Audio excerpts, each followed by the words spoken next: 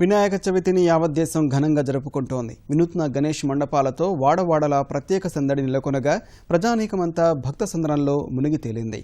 రాజకీయ నేతలు, బాలీవుడ్ ప్రముఖులు ప్రత్యేక పూజలు చేసి లక్ష్య సాధనలో లాంటి విఘ్నాలు ఎదురుకాకుండా చూడాలని గణనాథుణ్ణి ప్రార్థించారు.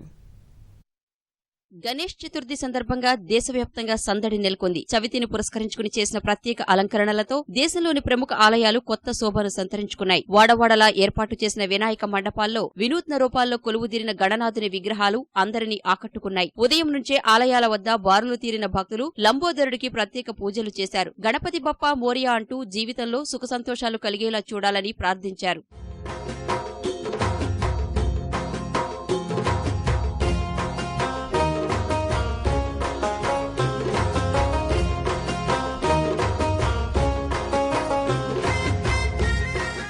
వినాయక చవితి వేడుకలకు పెట్టింది పేరైన ముంబైలో ఈసారి కూడా సంబరాలు అంబరాన్నంటాయి. నగరంలోని అనేక ప్రాంతాల్లోని గణేష్ మండపాలు వేటికవే ప్రత్యేకత చాటుకున్నాయి. లాల్బాగ్ మండపం సహా సిద్ధ వినాయక ఆలయంలో ప్రార్థనలు చేసేందుకు భక్తులు పెద్ద సంఖ్యలో తరలివచ్చారు.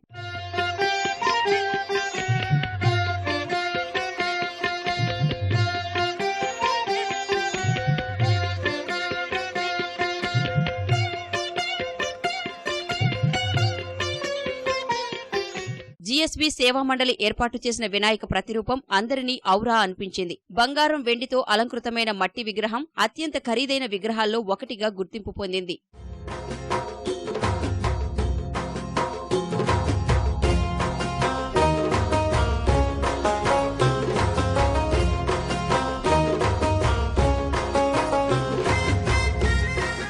ముంబైలోని ఇతర ప్రాంతాల్లోనూ గణేష్ చతుర్థి ఘనంగా జరిగింది. మహారాష్ట్ర ముఖ్యమంత్రి దేవేంద్ర ఫడ్నవీస్ వినాయక చవితి వేడుకల్ని కుటుంబ సభ్యులతో కలిసి భక్తి శ్రద్ధలతో జరుపుకున్నారు.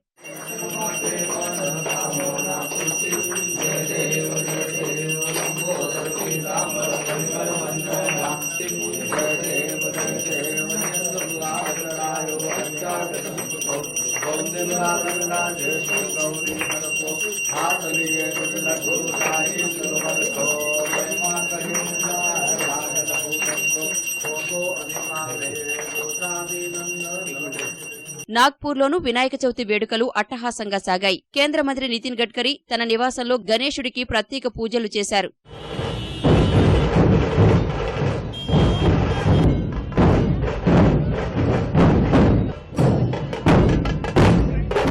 బాలీవుడ్ ప్రముఖులు గణేష్ చతుర్థి వేడుకల్ని ఘనంగా జరుపుకున్నారు. జితేంద్ర, తుషార్ కపూర్, నానా పటేకర్, వివేక్ ఓబెరాయ్, గోవిందా తమ తమ నివాసాల్లో వినాయకుడికి ప్రత్యేక పూజలు చేశారు.